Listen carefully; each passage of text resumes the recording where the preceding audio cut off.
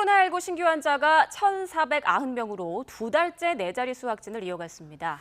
다만 유행 상황은 조금씩 감소하는 모양새인데 확산세가 꺾였다고 평가하기에는 이르다는 분석입니다. 김문경 기자입니다. 주말 신규 확진자는 1,490명으로 전날보다 314명 줄었습니다. 하지만 곳곳에서 집단 발생과 산발적 감염이 잇따라 국내 지역 발생은 1,461명을 기록했습니다. 이 가운데 서울이 505명, 경기 441명 등 수도권에서만 1,044명이 확진돼 전체의 71.4%를 차지했습니다. 다만 유행 추이는 조금씩 감소하는 모습을 보이고 있습니다.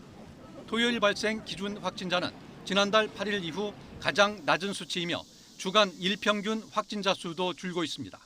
지난 8월 셋째 주 주간 하루 평균 확진자는 1,751명이었지만 8월 넷째 주에 이어 지난주까지 2주 연속 감소했습니다.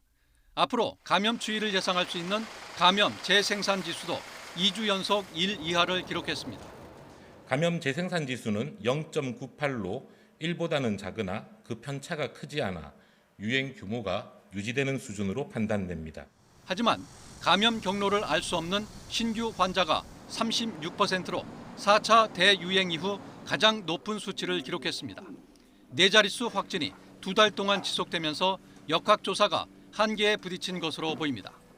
확진자 범위가 너무 커지다 보니까 역학조사 자체가 할 수 있는 한계에 부딪혔다고 보시면 될 것 같습니다. 그래서 만약에 이 부분이 어느 정도 해결이 돼야 환자 감소뿐만 아니라 그다음에 N차 감염이나 이런 것들을 막아낼 수 있는 그런 방법이 생기기 때문에 이번 주부터는 사적 모임 인원 규제가 완화되고 각급 학교의 등교가 확대되는 등 유행이 다시 커질 가능성이 적지 않습니다. 또 추석 연휴가 다가오면서 이동량이 계속 늘 것으로 예상되는 가운데 감염 확산의 핵심인 수도권의 환자가 줄지 않고 있어 방역 긴장감은 여전히 높은 상황입니다.